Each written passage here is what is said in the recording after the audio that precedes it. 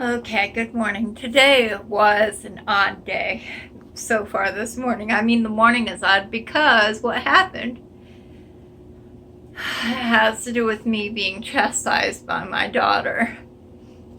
She's like, "You were just reading and you weren't even paying attention. You heard the alarm go off." Because the alarms, we have two alarms. One of them, the first one is get our socks and shoes on, and the second one is go. And apparently, I just turned them both off, and she says, "Mom, you need to start paying attention to the time." I was like, well, if I had an alarm set, I would have been paying attention. Maybe I just turned off my alarms because I was meaning to turn off the alarms because we didn't have school for 2 days. And the days that we don't have school, my alarm goes off and I go, oh, it's time to get socks and shoes on. It's time to go. And the kids get so, they used to think it was funny. We're not going to school today. We're not going to school today. But then they're like, that's really annoying. Don't do that. So I was like, okay, I'm going to turn them off. Apparently, I just got used to dismissing them, and I wasn't used to them going to school. So Mary says, it's 8:30. Aren't we supposed to be getting ready to go to school? I was like, oh, shoot. I forgot to set the alarms. And she goes, they both went off. And sure enough, I checked on my phone and they had both gone off. I just turned them off promptly without in the middle of what I was doing. What was I doing? I was playing a word game. I guess I was, Mary says it looked like I was reading, but I was playing a word game. And anyway, so they're at school and things are fine, but it's just you get into a routine. And I was thinking, oh, yay, we don't have to go to school. But you know what? It's easier to just stay in the routine. We do things a certain way. It's like, well, we got everything done. And the thing that I emphasized this morning was because the kids came down there playing their games and Joe tried using his tactic on me. He can't come out and eat breakfast because he's doing really good in his game. He's doing something rare and he doesn't want to leave and miss out on it or something. And I was like, well, just come on anyway. And so I drove home. I said, well, if you had read your scriptures in your room and done everything, and then you asked, do I have to come over here because I'm doing something on my computer, I would understand. Because I know computers it's hard to leave a game in the middle of a game, especially if you're doing something really incredible. But I said the first thing that you need to do to have on your mind all day long, the very first thing you do is eat. No, not eat. You need to read your scriptures and study. Because that's the first thing you need to do when you wake up. And so we were sitting there and I was reading to them their scriptures and everything, and they're eating Joe says, I can't eat and listen at the same time. And I'm like, well, why ever not? I don't know. Anyway, so then we sat there for a while and I finished reading it and he says, Mom, do you when you wake up first thing in the morning, do you read your scriptures and study? And I was like, oh, crud. A long time ago, I used to always say, well, I'll never ask you to do something that I don't do myself.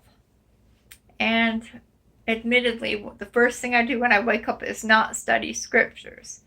Sometimes it is, but it's not like a habit, like a routine that I do every day. So it's still January, so it's not too late to make a resolution, but I need to make that part of my life. Because of all the things that you put in your body, and I keep my diet and I'm very strict, and I come up with little rules that I have to do each month, and I stick with them very good, but what I need to be doing is like that whole SIPS thing. Spiritual, physical, intellectual, social. I need to be concerned about all the realms and stuff, so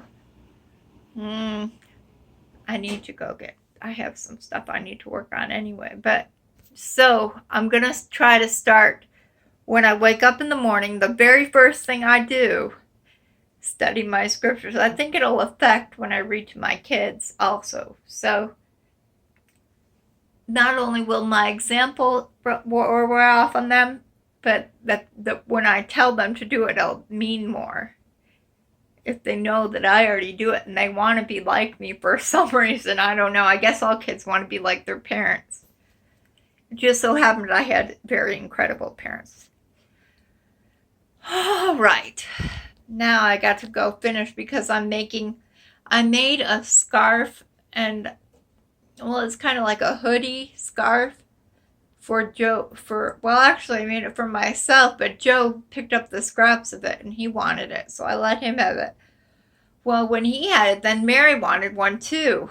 I wasn't planning on making that for them, because I'm in the process of making something else too. And I didn't finish. I was going to attach some Easter eggs. Because those little crochet bunny baskets I made, I was going to attach out of some string and then set them in. What I do, I'm going to have to get more glue. I take Elmer's glue and water, mix it together, and let them sit in that for a while, and then let them sit out, and they get crusty and hard. And I thought I'll make some eggs and fill them with something like jelly beans or something and put them in the baskets.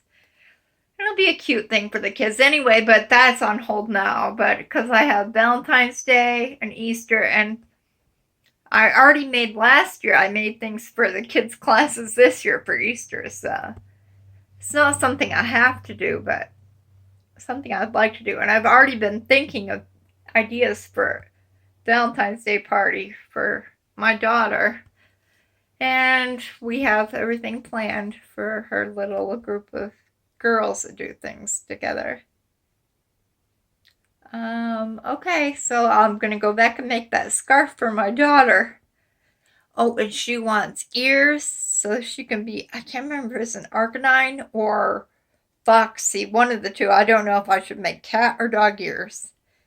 Anyway, she wants ears, and she said she wanted gloves. First, she said she wanted fingerless gloves that she can wear inside. And then she said she wanted regular gloves. And then she said she wanted brown gloves. But I said, well, why do you want your gloves to be brown? She says, so they look like claws or like paws. So what I'm thinking about doing is making brown fingerless gloves with little claws that she can stick on her fingers.